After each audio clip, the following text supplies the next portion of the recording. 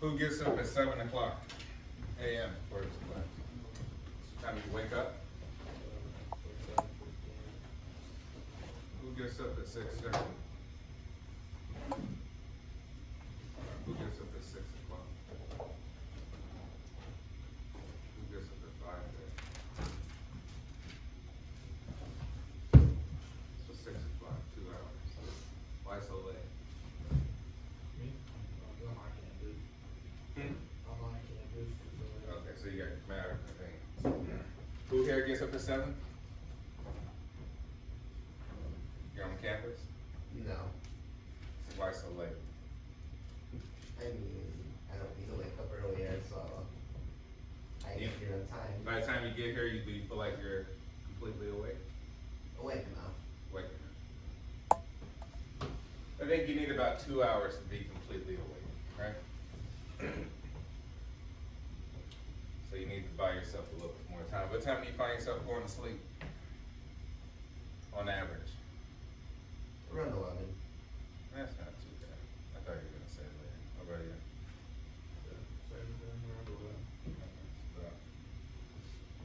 That's good. That's about 8 hours. Yeah.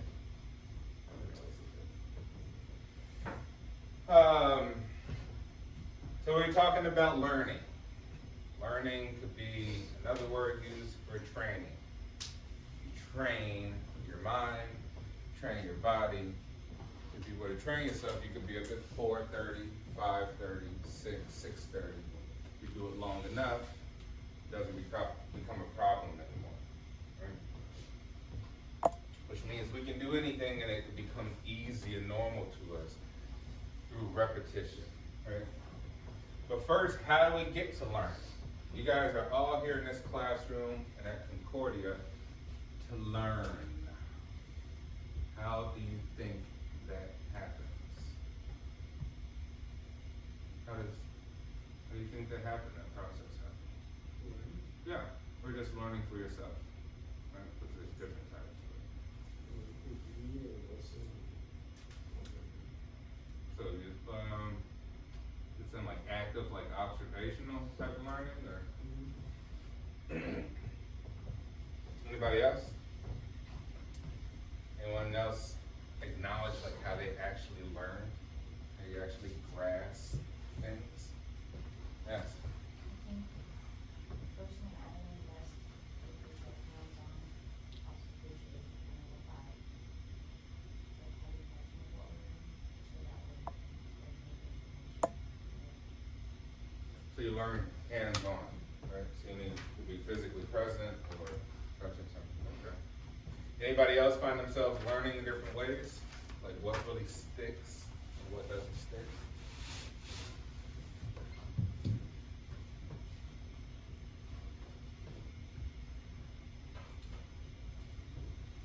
All right, so there's two basic classical theories of learning, right? Two basic classical theories of learning. One which is classical conditioning, and this deals with association, right? We associate things with different things, and that's what helps us make meaning of certain things, by associating or referencing them to different things. The other one is operant conditioning, which deals primarily with reward and punishment. So think of yourself as a child.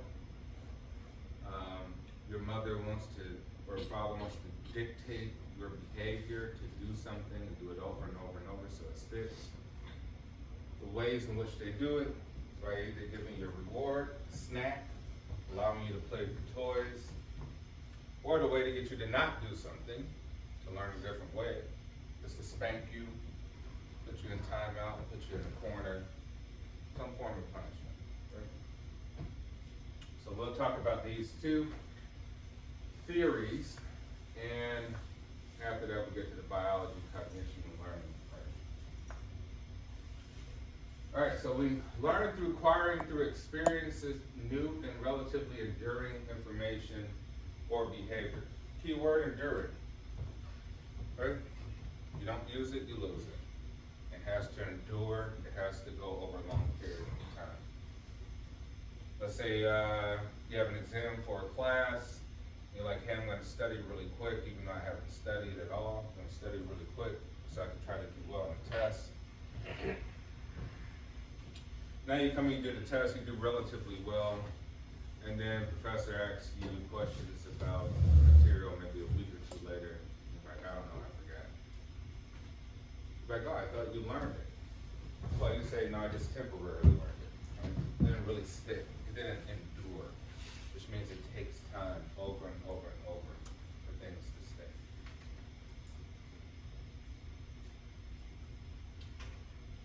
And associative learning. Learning that certain events occur together. Think of classroom. First thing pops to your mind is learning, education. Hey, what do you do in the classroom? What do you learn? Right? That's what you associate with learning. You think of a book, you think of reading. Right? Now there's other ways we can add different things within that paradigm in order to associate new stimulus in that paradigm. And we'll discuss those things. So we need some sort of stimulus, right? We need some sort of motivating thing within our brain or our body in order to register something that's important, right? So a stimulus is an event or situation that evokes a response. Stimulus is anything that evokes a response, anything that you respond to. When we talk here, conditioning is the process of learning associations, which takes two main forms. So think of this, you've been conditioned to go to college. You've been conditioned to say, I need to go to college in order to be more successful. In order to get that job, I associate in my mind, through my observation, what people told me, what people have reinforced inside of me, that this is the way to go about doing this thing. Right? So that takes practice and training from the outside world and from all the other forces that are conditioning. So we had classical. So we associate stimuli that we do not control. We automatically respond, exhibiting respondent behaviors. Stimuli that we do not control. What's some stimuli that we do not control? Something that happens to you on a daily basis, you like, I don't necessarily control that. That just kind of happens naturally. Yeah, right? Fatigue, tiredness, hunger, thirst, right? These things just happen naturally. And you're going to respond to it. You're going to have some sort of response. I'm hungry, I need to go figure out to get some food. Right? Thirsty, let me get some water. I'm tired, let me get some sleep. And we got operant, which we associate a response, our behavior, and its consequence, producing operant behaviors. Which means cause and effect. We know if we do something, that there is some sort of reward to it, or some sort of punishment. Anything that we do. So if we go eat, we're rewarded by no longer feeling hungry. We go drink water, we are rewarded by no longer feeling thirsty anymore. You go to college for 4 years, you're rewarded with this nice, fancy, schmancy degree. You go to a job, you work, you're rewarded with this nice, fancy, schmancy paycheck. Right? So we are associate a response and its consequence, right? If A plus B is done, equals C. And then cognitive learning, the acquisition of mental information, whether by observing events, by watching others, or through language, which means we really imitate or mimic each other, right? We mimic each other by buying clothes and wearing it a certain way. We all wear clothes a certain way for the most part here.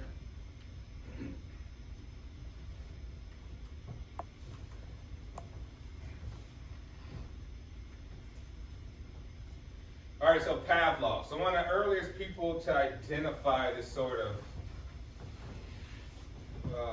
action, I would say, is Ivan Pavlov. He was a physiologist, so he was not a psychologist, right?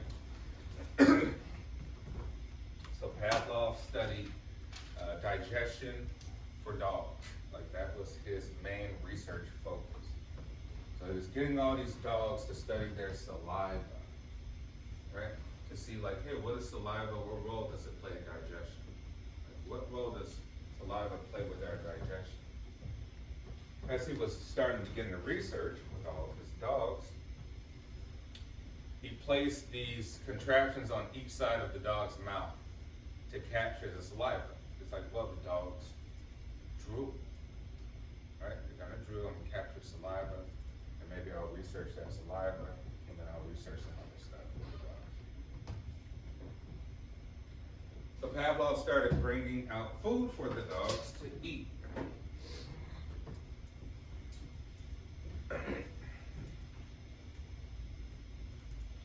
So as Pavlov's bringing food out to the dogs to eat, the dogs visually saw the food, right? And they smelled the food from far away. And what happened? The dogs started drooling, right? So by chance, Pavlov had a bell in his research laboratory, right? So he had this bell. And once upon a time, he came through with the food and he hit the bell, right? Nothing happened. Nothing happened. Except for the dogs had to wait to see the food, and then when they saw it again, they started drooling. Over time, Pavlov started to hit the bell even more. So now the dogs started to drool without food. They started to drool just by the sound of a bell. Why did they drool just by the sound of the bell? Why?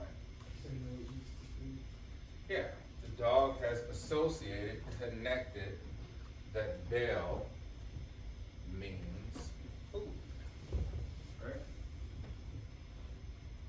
And thus was born classical conditioning, which means if you can use a particular stimulus, it doesn't have to be a dog, it could be primates, rats, whatever we're studying, to train, it could be pigeons, to train a response based off a neutral stimulus, something that originally had absolutely no meaning to anything. Now we can make it have meaning and associate it with something else, right? Which means we could induce people to have certain behaviors from a stimulus that meant nothing else. Grade A. The letter A means nothing. It needs some context, right? Like, oh, A for grading. That means at first it was a neutral stimulus, it had absolutely no meaning. Now you've motivated a whole entire group of people to work really hard so that they can try to get that A. They go to school, they work hard, they do work, do the exam, they do all this activity. So you've conditioned people now to be motivated for a letter. Like, wow, that's pretty fascinating, right? You can kind of create anything from that. Just create a letter. The letter A creates motivation for people to do all this work. So classical conditioning is the type of learning in which one learns to link two or more stimuli and anticipate events, right? So we say, hey, that anticipation is really the motivation for something to happen. The dogs anticipate food, thus they drool. Now, behaviorism. Behaviorism should be an objective science that studies behavior without reference to mental processes. Most research psychologists agree with one, but not two. One, it should be objective. Two, it studies behavior without reference to mental processes. All right, so here's Pavlov's dogs, right? So he's here with the contraption to capture the amount of salivation from the dog's salivatory glands, and he's also here to provide food. And so we can measure all these activated processes of how the dog's response, right? How much they drool, how much motivation they have for something. Can you add something different now to make them do something else? So we said, so you need three things. You need a neutral stimulus, you need an unconditioned response, and an unconditioned stimulus. So we'll start first with neutral. Neutral, in classical conditioning, a stimulus that elicits no response before conditioning. We said the bell. The bell had no meaning. You just ring it, right? Absolutely no meaning. You need some context. So unconditioned response in classical conditioning, an unlearned, naturally occurring response, such as salivation, to an unconditioned stimulus, such as food within the mouth, right? So we say unconditioned starts with naturally occurring responses, things that are natural, something that will be triggered naturally.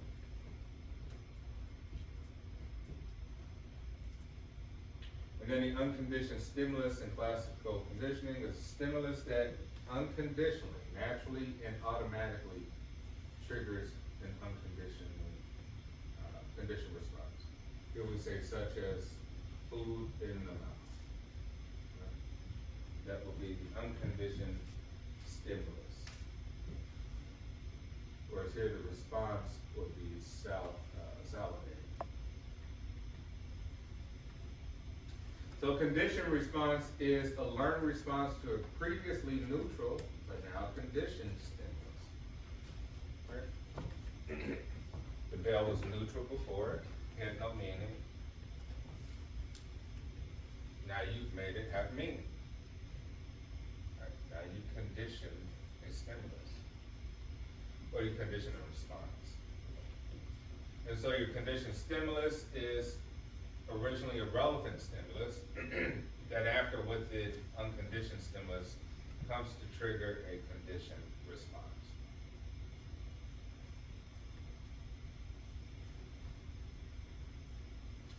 All right, so Pavlov's research demonstrated associative learning exploring the 5 major conditioning processes, which is acquisition. How do we acquire something within our minds to do something? Extinction, how do we get rid of something? Spontaneous recovery, how do we get it back? Generalization, how we make it broad viewpoints based on that, those conditions. And discrimination. So first is acquisition. It's the initial stage. When one links a neutral stimulus and an unconditioned stimulus, so that the neutral stimulus begins triggering the conditioned response. Right? Next would be extinction, diminishing of the conditioned response. Which means that you can stop providing the neutral stimulus, which means you'll have less of a response now. So if you stop ringing the bell as much, the dog will revert back and say, hey, bell doesn't mean food now all the time, right? Maybe he's gonna change something else, so the dog can change its behavior. Let's say the dog doesn't salivate as much anymore because you stop ringing the bell. So then you start ringing the bell again after a certain period of time, the dog is like, I don't know what that means anymore. I have to be retrained.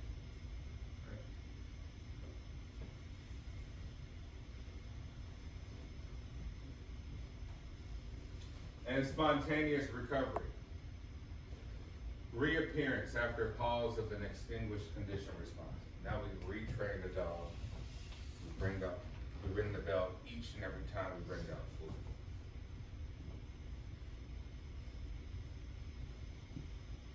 So although this seems very simple, it's actually quite fascinating. people need consistency to learn.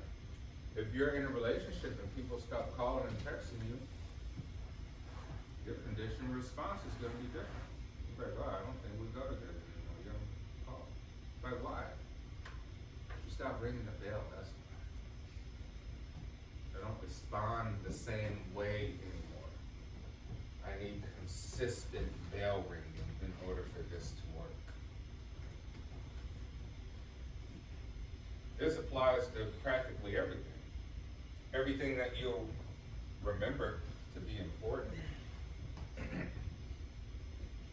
But it goes to show you that anybody can learn anything if they repeat. It's called practice. So you could substitute the word conditioning for practice, for training. You could substitute the word conditioning to say, hey, this is training. You're training people to learn. You're training people's mind. You're training people to behave in a certain way based off some stimulus.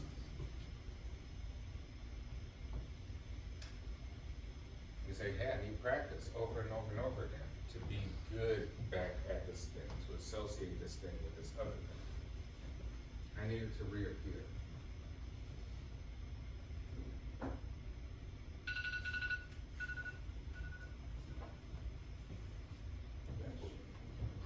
What does that mean?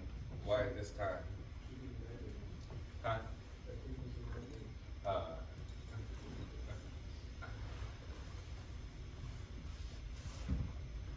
All right, generalization. Can't see it, but it's up there. A tendency, once a response has been conditioned for stimuli similar to the conditioned stimulus, to elicit similar responses. So maybe if the dog hears other sounds besides the bell, dog may think, hey, I'm going to generalize that this may also mean food's coming too. It's similar. So think about that. Like, this opens up a whole new world in how we view things. Well, if somebody looks similar to me, right? Let's say someone has the same racial makeup, ethnic makeup, they're wearing the same religious garb. Obviously, they must be just like me, more than the other people who look different. Maybe I'm going to have a certain response to them as opposed to the people who look completely different. I don't associate in my mind that these people are similar. This person's similar. Because maybe I should walk up and speak to them. But someone similar, different, maybe I don't walk up. I mean, it's going to be weird. This feels weird. So think about that. We generalize. We basically group people. Based off even this theory here, we group things and people that are similar to say, this makes sense, this is similar to that, thus I will react and behave to it in a certain way.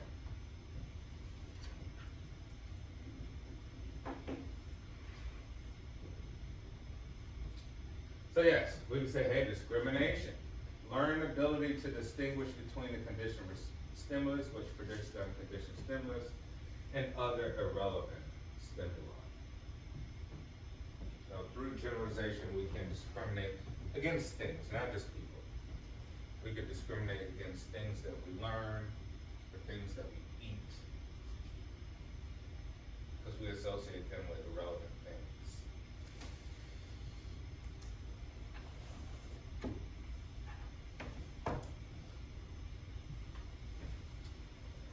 All right, so Pavlov generalization. Pavlov demonstrated generalization by attaching miniature vibrators to various parts of the dog's body. Right, and here on the y-axis, we're looking at drops of saliva. Here on the x-axis, we're looking at part of the body stimulated. Right? So here we got hind paw, pelvis, shoulder, thumb bone. Essentially from back to front. So we say, well, where's the highest response coming from? The dog. What part of the dog's body gets the highest response? What do we see? Yeah, we say motion on the thigh gets a dog stimulated the most, right? Because we say it triggers more drops of saliva. Interesting, so you say like, hey, different parts of the body stimulate people in different ways, right?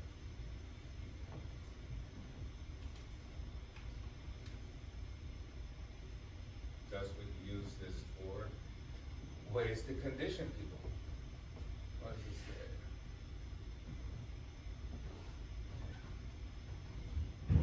All right, the consensus among psychologists that classical conditioning is a basic form of learning. Why should we care that dogs can be conditioned to the sound of a tongue?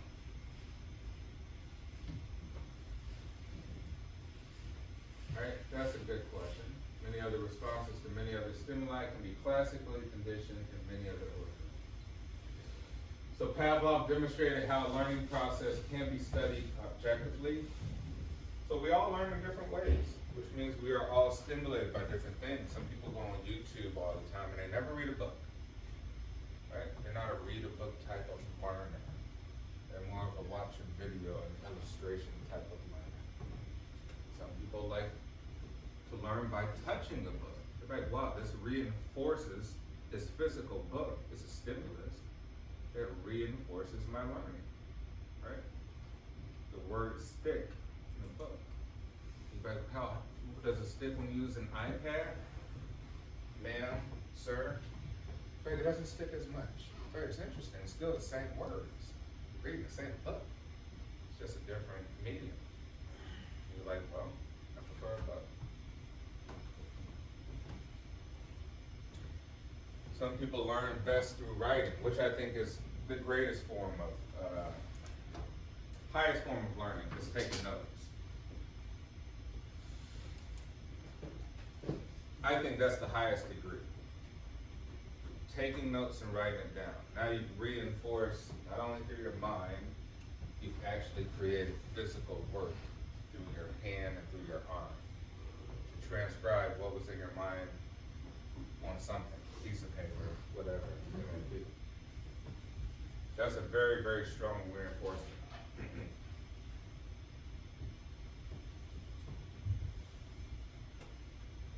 So Pavlov demonstrated how learning process can be studied objectively. Classical conditioning is a basic form of learning that applies to all species. So we use all of these, we apply all of these methods to rats, to pigeons in a laboratory, to primates, right, to get monkeys and apes to repeat some sort of behavior that we want them to repeat. Right? We get rats to do certain movements, and then they condition themselves to move that way just automatically. Right? We can condition pigeons to leave and come back. When I, growing up as a kid, I tell you, I went to like 13 elementary schools, right? So like 2 of them were in New Orleans. So I lived in New Orleans for a little bit. And there were a lot of drug dealers in the neighborhood, right? And one of the ways the drug dealers avoided the law, or knew that there would be like a raid on a house or something like that, they would fly these pigeons out. So they'd train all these pigeons to either go out and drop drugs in certain areas, or to go out and alert, right? Because they would fly in patterns that they saw like police cars. And it was just fascinating. You're like, it didn't take much technical skill to do it, right? People who did it didn't have PhDs or went to college or anything like that. Just a person who had a lot of time on their hands to do this sorts of things. So it's amazing what you can teach any kind of animal to do. Not all animals. We know that pigeons are pretty good learners, right? Depends on pigs are very, very intelligent. Horses are intelligent. Dogs are quasi-intelligent.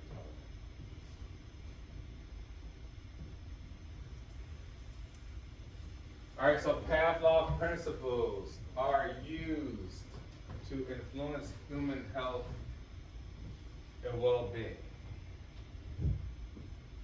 Well, we say you can train yourself. You don't need anybody to train you. You can train yourself. So you're like, hey, Professor Ross, I'm having anxiety.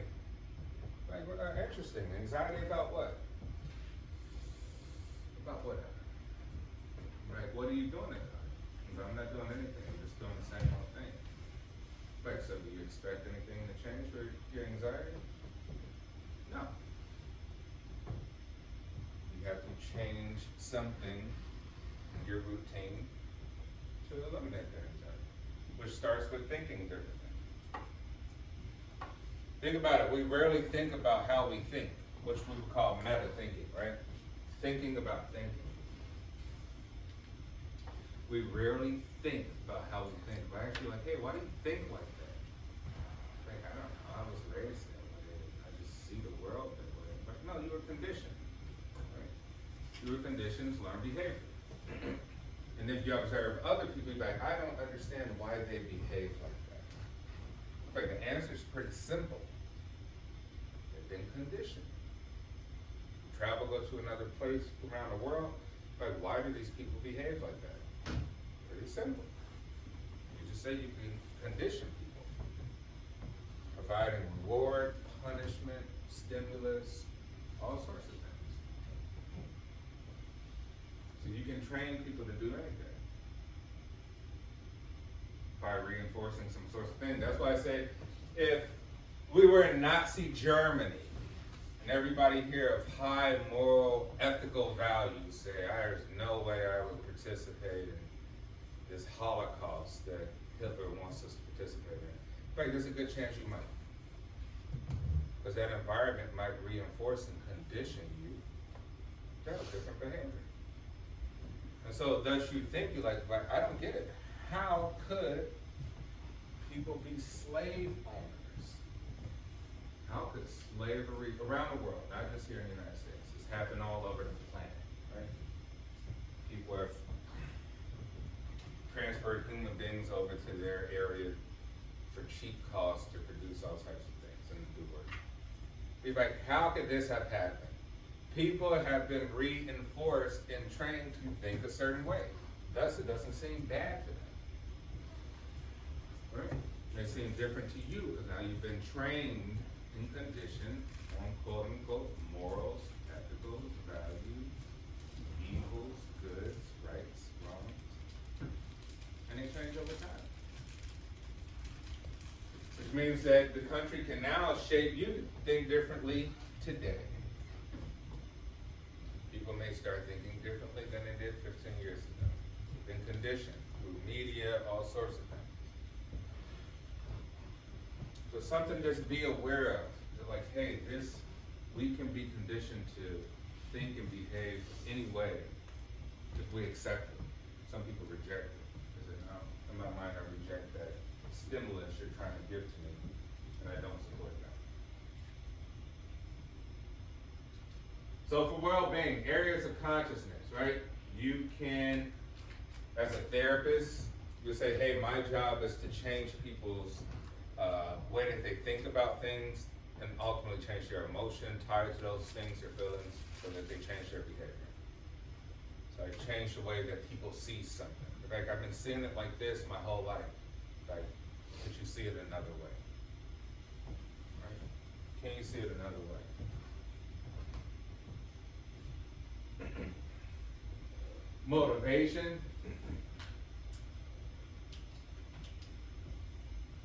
If Professor Ross said, hey, each time you show up at 8 a.m. on the dot, I'm gonna give you $1,000 in cash.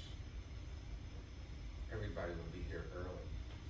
Bright-eyed, they would have woke up at 4 o'clock, drank some coffee just to make sure. Be like, hey, you changed your benefit, you changed the stimulus, alter behavior, right? Alter people's behavior. You condition them to do something different than they did before. Just that simple. You go get a new shiny car, and now it costs a lot of money to keep it. Now you're gonna be motivated to go to work every day. But I don't want to go. Now you're gonna go to work. Alter your behavior. Now you're gonna learn a job and learn all the stuff so that you keep the benefit of that cool condo, that cool apartment, that cool car, whatever the case may be. You've been conditioned based off of motivation. Emotion, right? How you think about certain things, how you tie feelings to a certain object. Right? You can say that feels kind of like with food. You're like, hey, food is my comfort. Thus I eat a lot of great comfort. Because who doesn't like things that are pleasurable? Okay, that's great, right? Now you have health consequences because you like too much pleasure. And we said a good balance is key to a good quality of life. So how do you change obesity? You change the emotion tied to food. Say, food is an emotional thing for me. I feel a way when I see that pizza, when I see pasta, when I see this or that. So you have to change how people feel about money. Overall health, psychological disorders, and therapy. This all relates to classical condition. So here they say addicts are counseled to avoid stimuli. For example, people in settings that may trigger cravings. Avoid the people who have the drugs, but such and such always has the alcohol, right? So I associate them with a craving for alcohol. So you're like, well, how do I get away from being an alcoholic? Well, one of the things will be get away from the people. That's your mind will stop associating. You'll be like the veil when it's not presented as much with the food.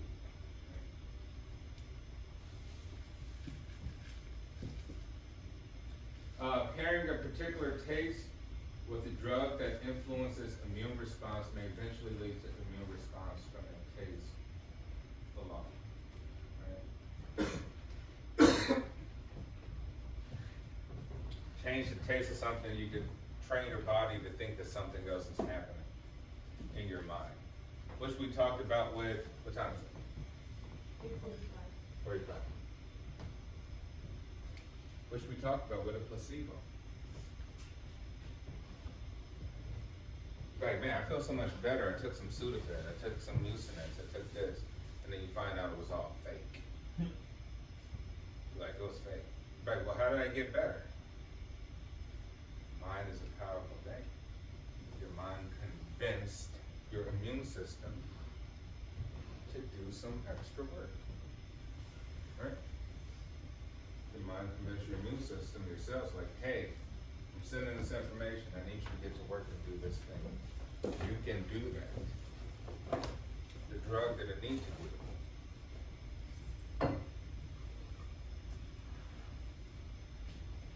I had to fix these slides.